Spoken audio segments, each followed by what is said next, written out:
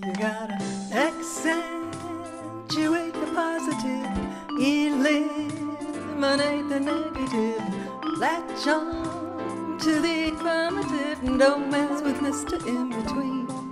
You gotta spread joy up to the maximum, bring gloom down to the minimum, have faith or pandemonium's liable to walk upon the scene.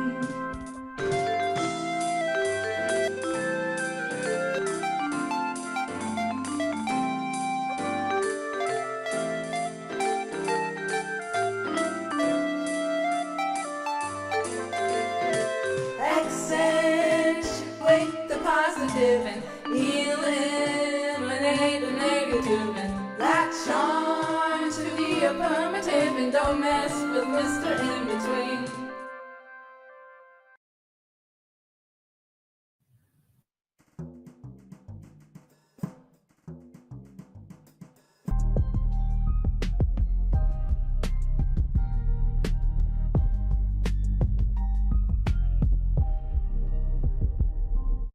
My name's Adam, and I've spent the last 20 years of my career leading, growing, and building companies and teams for lasting impact. It would be my honor to come alongside you and help you to do the same thing. Whether it's in the corporate world, a brand new small business startup, or a 100-year-old family business, I've seen it and I've led it. Starting with defining your purpose beyond profit, we unlock strategies across every part of your business so that we can arrive at what I call asymmetric endurance, allowing you to get your time back while the business continues to grow, succeed, and achieve its true purpose. If you're ready to build an unbreakable business, let's talk. Book 15 minutes with me today at kingdommindsetstrategies.com. Tres, dos, uno. Welcome back to Miracles Online podcast. We're so glad you're here. Thank you for joining us today. Of course, we have another mind-provoking topics. And I'm your host. I'm Jeff, and this is... I'm Kat.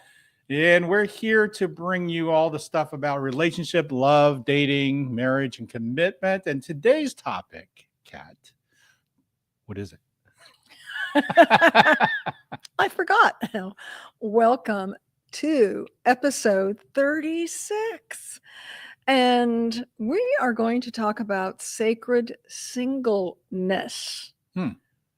When are you not supposed to be dating yet? Interesting. Yeah. So this is when not to date. Yes. This is when you're not supposed to be dating yet. When not to date. Because, there's some preparation that needs to go in hand. So what if the season that you were resisting being single is actually your healing space, a sacred space where your soul is being rewritten, not rewritten for any love, but for your true love? What if? So let's talk about, Jeff, when sometimes it's not a delay, it's by design. Yeah. What are some things that you can? Well, one of the things I definitely would say that when I got out of a 2-year relationship, I took a good almost a year off just to recoup, reflect, and just kind of figure out, revitalize what I wanted, who I am becoming. Those things really required time to reflect regards to how come that last relationship ultimately had to end. Why didn't it not work, despite of how much love, how much care, how much intimacy that we had? It just ran its course. So I needed an answer for those things because I knew that I wasn't happy, or I would still be in it. Once I'm out of it, I'm not going to just jump into something that I already knew I just got out of.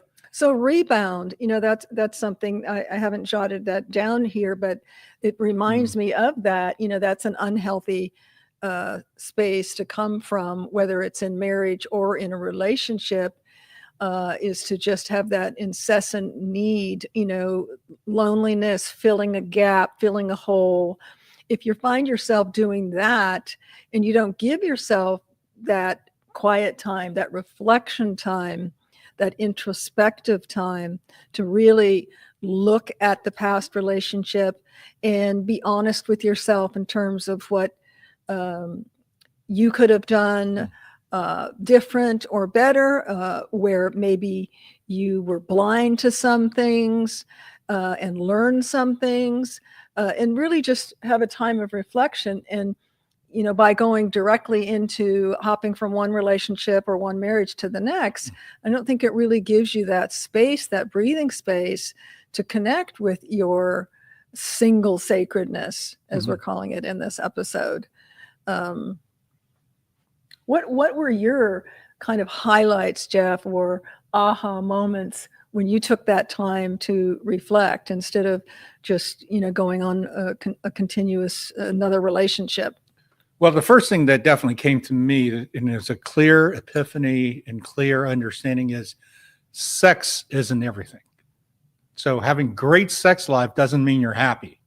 Having a great sex life doesn't mean that the relationship is 100% healthy. So that was very clear, because I'll say for myself that I grew up very sexually charged. I've always just loved females. So with that, my thoughts always, the pretty girl and those type of things. So for me to having to come to a maturity level to understand, okay, she looks great. She is great in bed. She does everything you like. Then what's your problem? Why are you unhappy about this relationship? And, that's a great segue to what I'm going to mention here, skipping down to another point, Jeff, and that is the temptation when we get out of I'm not going to say fail, because no relationships are failed. They're just a step to the best next direction that you're going to take. But there's that temptation to settle, or what we call self-soothe, whether it's with sex, whether it's, filling up your date card, your dance card, what have you, just your time to keep busy instead of reflect. And that's, it's a form of healing, but not so much a healthy form of healing, because you're just filling up holes that you haven't healed yet. Right. There's definitely the reflection of self, the outer self in the inner self, is going to be the first thing that when you have this time alone, away from having been a couple, let's say the X amount of time previously, all of a sudden this lonely quietness, it's something to adjust to. And to cherish. Absolutely. Well, I think cherish came a little later. Okay. You eventually will cherish it. You have to first take a deep breath and okay, that's done. Now what? So, that's the perfect time, Jeff, for folks to, in my book, Miracles Online, you hear me talk about it, can't talk about it enough, the building your profile, a successful profile for online dating. And with that, the homework before that is making a list of your negotiables and non-negotiables. And that's a perfect time. And explain to the audience what we mean by that, Jeff, negotiables and non-negotiables for your future partner and for yourself. Well, it's basically a list that they must have to balance in what you feel is a great fit with you, and what are the non-negotiables is something that is still in cornerstone in being, this must be like good morality, good giving, loving, open heart. These are non-negotiables. You have to have those things. For you, and I have to preface Jeff's answer to tell you that everyone's negotiables and non-negotiables will be somewhat different. Yeah, okay. But I would recommend that you find somebody with an open heart, because if you don't, that just isn't going to work, because it will be one-sided. Well, absolutely, an open heart, that is certainly, I would say, an entree to a communicative, balanced, and nourishing.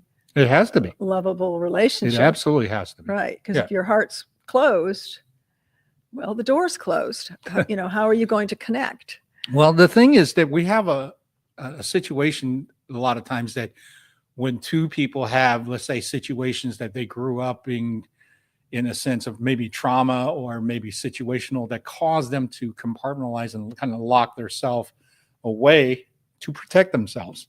And they don't understand that this is locking up and closing your heart. They just know that I'm not going to be hurt. So when you got two people meeting each other that way, nobody really understands that the affection and the love is very surface. When it gets down to deep, all of a sudden, it's always the individual protecting themselves. So the argument's about, it's what about me? And then it doesn't work out because the thinking and the paradigm always is, what about me? That isn't going to work. It's not about what about me. It's what about us? What about us? You Sure. know, I don't like what you're doing. So let's talk about it. Opposed to, I don't like what you're doing. You don't need to be in my life. This is how That's drastic the it could throwaway be. society. Yeah. That, it is in part why we do this podcast. Oh, very much so. Because I've heard it time and time again, whether it's in the workplace or in a relationship, I hear well, something goes wrong, they just quit the job. Something goes wrong, they just quit the relationship. And of course, we all know, most of us know the divorce statistics, 1 in 2 will end up in divorce. And I think, we've fallen into this societal throwaway, quick fix mentality, whether it's a job or a relationship. Right. And well, jobs are done. It doesn't in my book. Get a position where you can do everything for yourself. Be an entrepreneur. That's what I would drive to. Because, dude, the fact that there is no loyalty on either side, it is a job because it's about making money. Okay. Well, I'm not talking Right. specifically But about my the jobs. think- It's more of a mentality of anything, of doing well, something, of trying something and giving up the first try. It's the having- relationship, though. That's the thing yes. that is.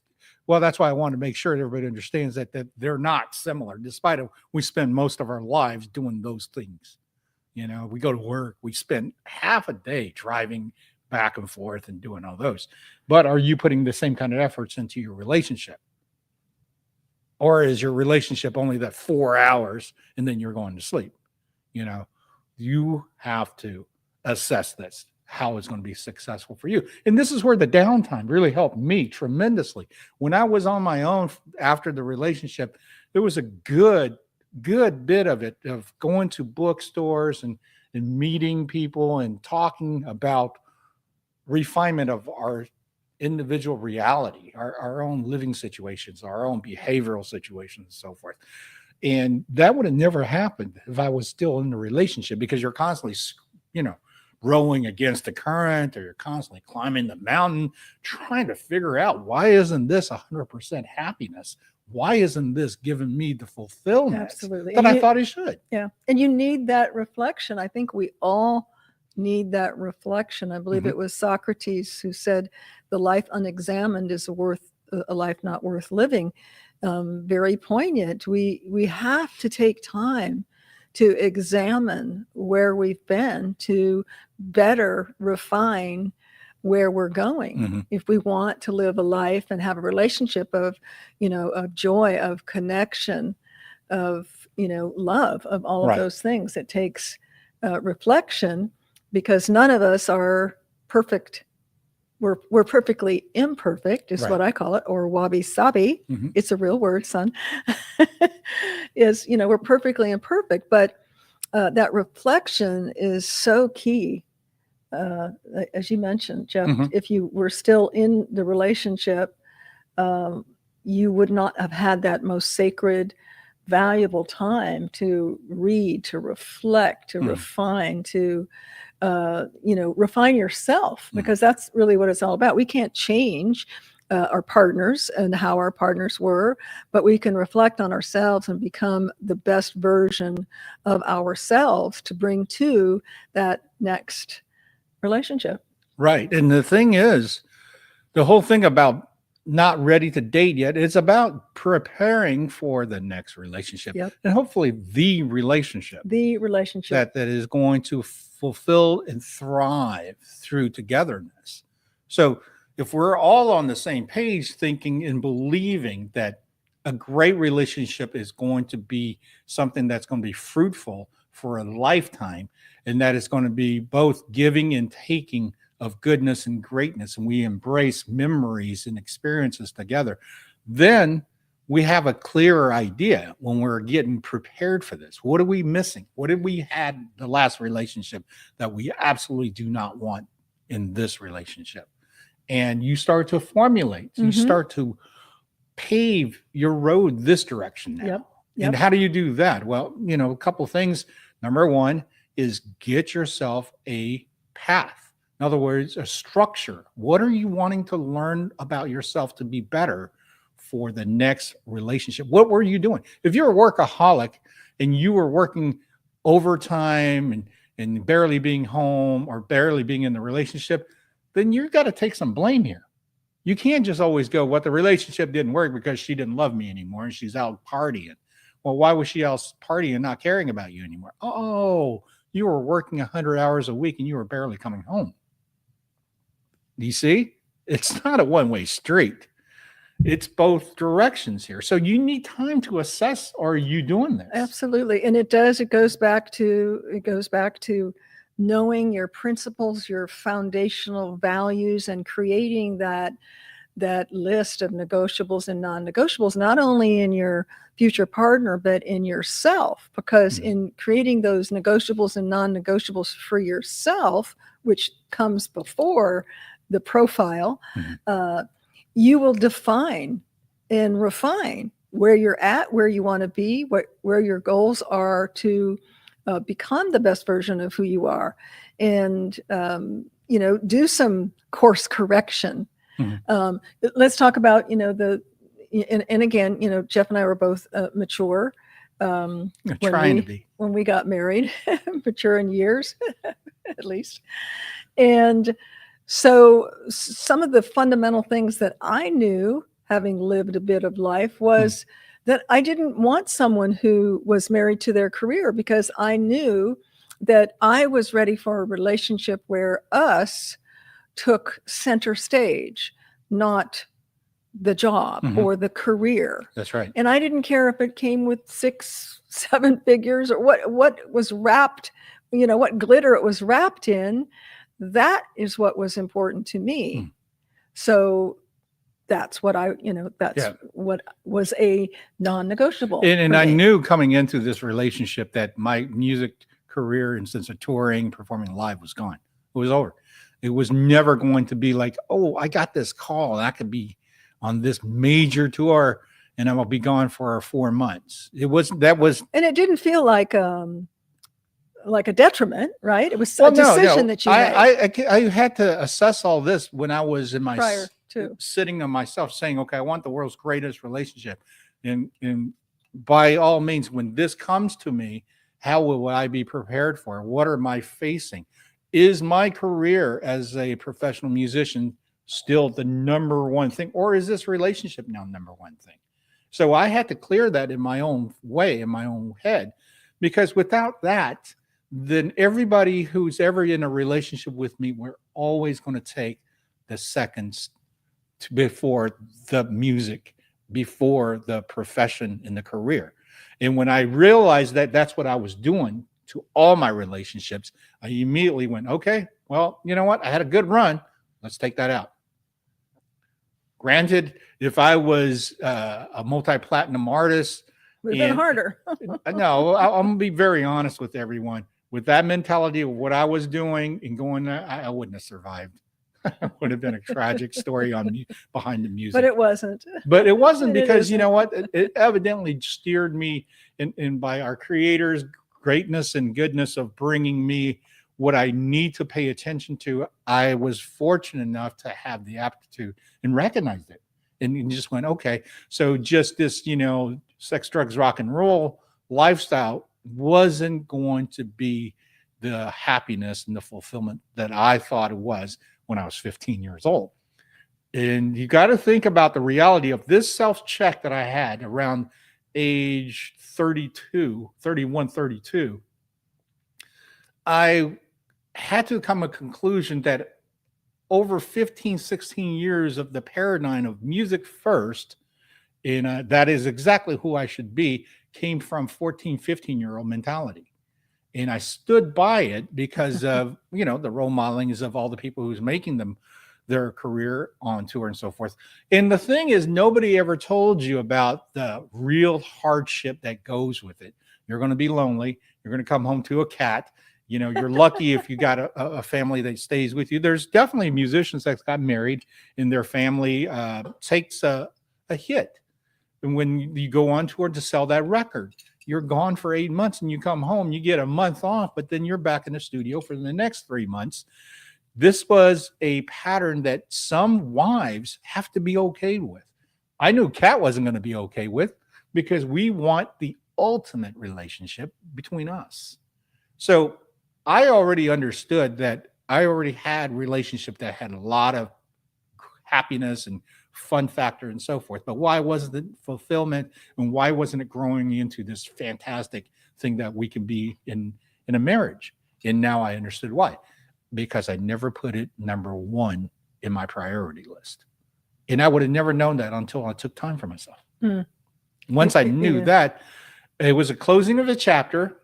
Was it sad in a way?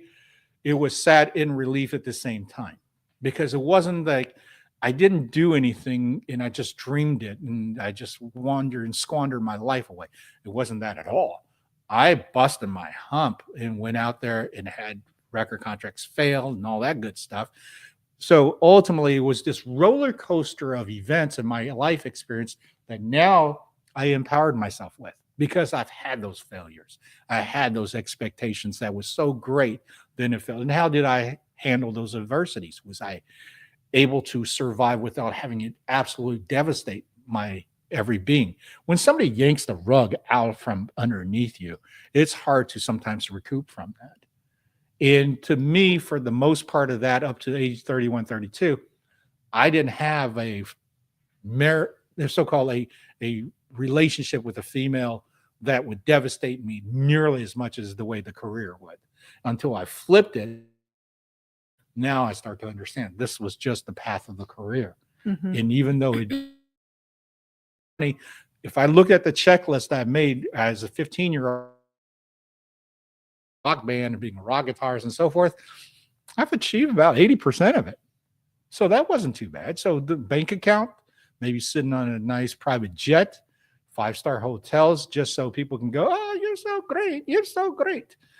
You know, that's really just so pale in a lot of ways. But and that's why it's so important for all of us to recognize that when we come out of a relationship, let's take a second. Let's not just go back and go, I'm lonely again. Yeah, it was very lonely, you know, especially coming from a great, fun sex life type of thing to nothing. How do you deal with that? Especially for someone like me who was, you know, hey, happy guy, rock star type of mentality. I had to really calm down. And this is where researching and going to bookstores really helped me tremendously in my growth.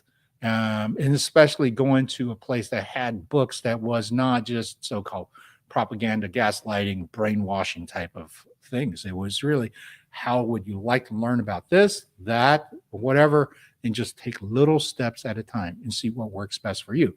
Some of the things that I actually took definitely was mainstream. Tony Robbins, very well-known empowerment speaker, guru that helped me tremendously.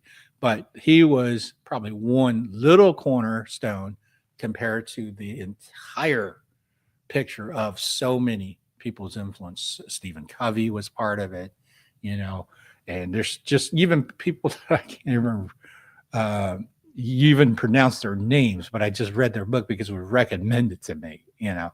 So those kind of moments, I think, is tremendous. I think once you're in it, it absolutely stopped the loneliness, because now all of a sudden you start to nourish your mind and soul. So it's almost like you've been eating McDonald's fast food all your life, and somebody sat you down and went, no, let's have a real good meal. And you start having home cooked meal, real fresh fruits and vegetables, real nice organic. Nourishes the soul, doesn't it? It so does. once you start to live in that path, all of a sudden fulfillment changes its face. Fulfillment start to change the way it feels. And when you start to feel fulfilled, there is a feeling that you can't really describe, other than you're not feeling there's a void that you got to chase. Right. You don't have to fill some empty hole, because you're coming whole. And we've talked about that in past episodes, you know, that if you're waiting for a relationship to complete you, that's surely a sign that you need to pause and reflect and Right. self-nourish and self-reflect and refine who you are, what you want, who you want to be.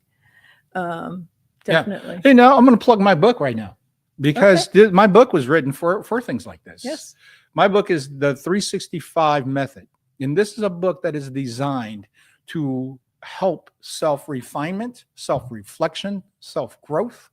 It's a program that if you use it to the fullest at how it's designed, it will take you 1 year to complete this.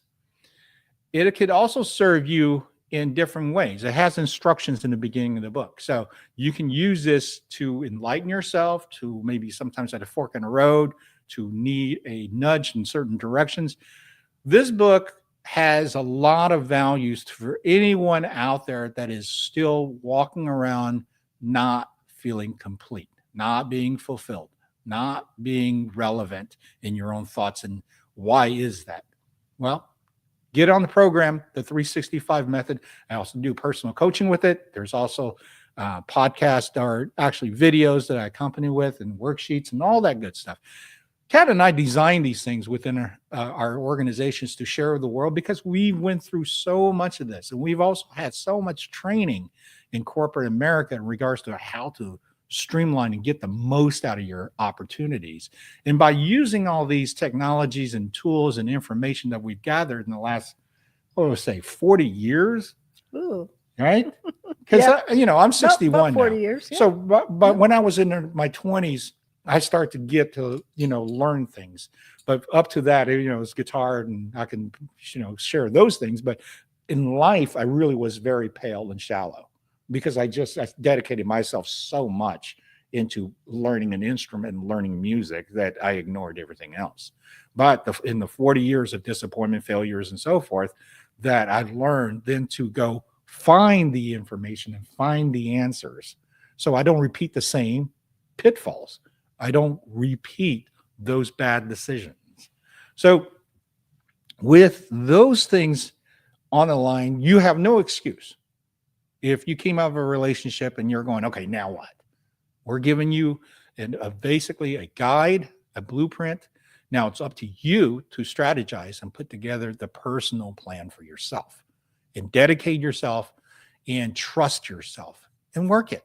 And then when you come out of the end of that, you're going to be so much more prepared for your next relationship and hopefully your last relationship because you are now better than you were.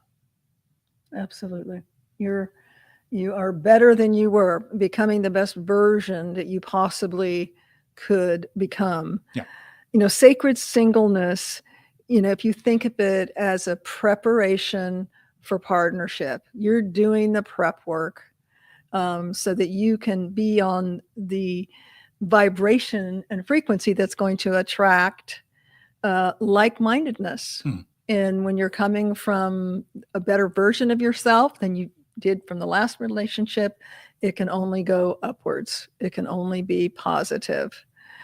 So, think of it as, especially you might say to yourself, gosh, I've been single so long, when am I going to date again? Don't think of it as a waiting room. It's a training ground. Mm-hmm. And implement those things that we've discussed here today to go, okay, I'm in training. No different than if you were looking to build your biceps, you wouldn't lift it 2 times and expect to have any change in your bicep. That's right. Right? You've got to set a schedule. You've got to build small steps, small goals, and build on them, but do it consistently. And you owe it to yourself. You owe it to yourself in your next relationship. That's Truly right. believe that. And if you want the ultimate love in your life, you got to be attractive and magnetize that energy. That means you have to be at that level. So let's help you prepare yourself when you're out of the situation of the relationship. Now what? This is what you do. Absolutely. And as you mentioned, Jeff, you want to show up for your own life first. Yes. And your next love will meet you there. I promise you that. No question. And with that, I'm going to close with a poem called Becoming the One, unless you had some No, announcements to make go first. ahead and do the poem, and Okay. then we'll talk Okay. about all the other stuff. Alrighty. So it's called Becoming the One. You're not missing, you are becoming. Not half of a whole, but a soul in humming. This pause is a prayer, this silence a song, where wholeness is written and roots grow strong. You're not behind, you're not alone, you're in the hands of the God who's grown a future for you that starts inside you, a love so true it won't hide. So honor the now, don't chase, don't roam. The heart that you seek is seeking home, not in another, but first in you, where love is sacred, whole, and true. And that's the truth, the perfect you. That's very nice. Yes. And at this point, we would just want you to understand that this is within you. You're the strength. You are the one that's going to make the difference. Everybody else, like ourselves, who offer these type of strategies, ideas, is here to just to add that seed to the spark. By all means, you're the one that has to nurture it. You're the one who has to water it. You're the one that has to care for it. But you know what? You're the one that's going to reap the soul of that. Right? Absolutely. You Absolutely. are going to be the one that's going to benefit greatly because you put in that effort. And with that, I just wanted to let everybody know, thank you so much for tuning in to Miracles Online podcast. We purposely do these things for half hour, but multiple times a week, because we know how to build habits. We've been taught how to take something and make it effective in a very short amount of time. And this is our strategy, is to be able to bring more love into your life, more refinement into yourself, and the greatness of yourself will come from it. And that is what we strive for to bring to the world. And with that, like and subscribe. Like and subscribe. And make sure drop us you a note. share. Share our podcast. We are now streaming on so many levels. We are doing, of course, always redpills.tv with Red Pills Project, decentralized media. Then we have our own Rumble channel that we're starting to filter and bring that in, because ultimately most people is going to discover and then go, where's the other episodes? And as opposed to scrolling through all this stuff, you can just go to our Miracles Online podcast on Rumble, as well as we're streaming on X. We are streaming on Facebook, and you can find us. So there's no excuse not to say hi to us or leave us a comment. We'd love to hear from you. Oh, and Pinky. And if there's any topic out there that you'd like us to talk about and share, please drop us a note and let us know. Yeah. And we're doing a promotion for Miracles Online book, the lovely book that Kat wrote. We're doing about 50 free ebooks in exchange for you to join our book club and do our reviews. We need reviews because we want to sell the book. There's no trick to any of this, but really we want to spread love. We would like. No need. But we want to be able to be successful and grow, and to be able to touch everyone and help everyone heal, thrive, and inspire. Absolutely. And Miracles Online is, we like to call it a GPS for successful online dating. And if you're single, divorced, widowed, or just looking for love, or know someone, buy them the book and gift it to them. You'll be glad you did. They'll be glad you did. And a lot of stuff on our Substack, Miracles Online, catjeff.substack. Lots of stuff we've posted, top 10. There's a quiz up there that we put on.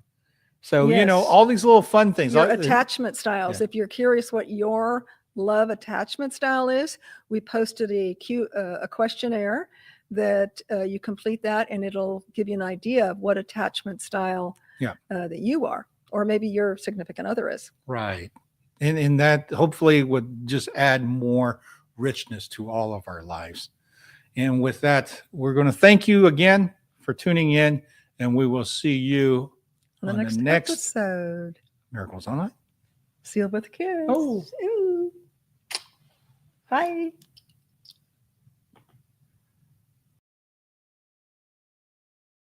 Well done.